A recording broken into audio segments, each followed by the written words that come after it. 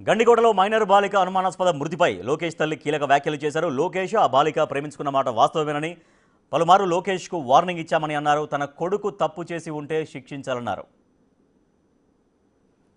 మనకైనా ఆడపిల్లని చిన్న వయసు మీరు తెలిసి ఎత్తనారో తెలియక ఎత్తనారో మానుకోండి నాయన అని వాళ్ళ ఆయన మేము అడిగినాం. అది కావాలంటే మా ఇరుగురైనా అడగండి.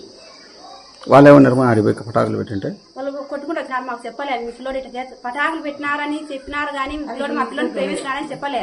ఆ బుట్లో మళ్ళా పక్కన వాళ్ళు చెప్పినారు ఆ పిల్లని ప్రేమిస్తారంటే వాడు ఇష్టంగా వాళ్ళ ఇంటికాడ పటాకులు పెట్టినాడు అని చెప్పినారు మనకి. తర్వాత మీరేం చేసినారు?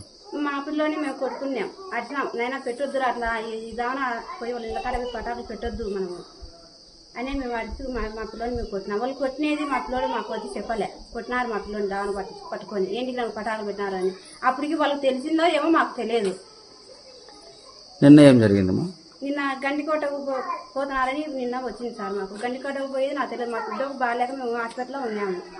హాస్పిటల్లో ఉన్నాక సాయంత్రంగా నాకు తెలిసింది మా పిల్లోడు ఇట్లా పని లేడని. అంతవరకు నాకు తెలియదు. పిల్లోడికి పిలుచుకుపోయడం అయితే నిజమే, వాడు పిలుచుకురాని తప్పు అయింది మా పిల్లోని. అది నాకు తెలిసింది సార్. మా పిల్లోడు పిలుచు రాకుండా వచ్చింది తప్పే.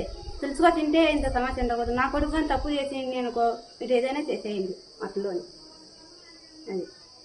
అది ఎవరికైనా ఆడపిల్ల ఉంది మనకి.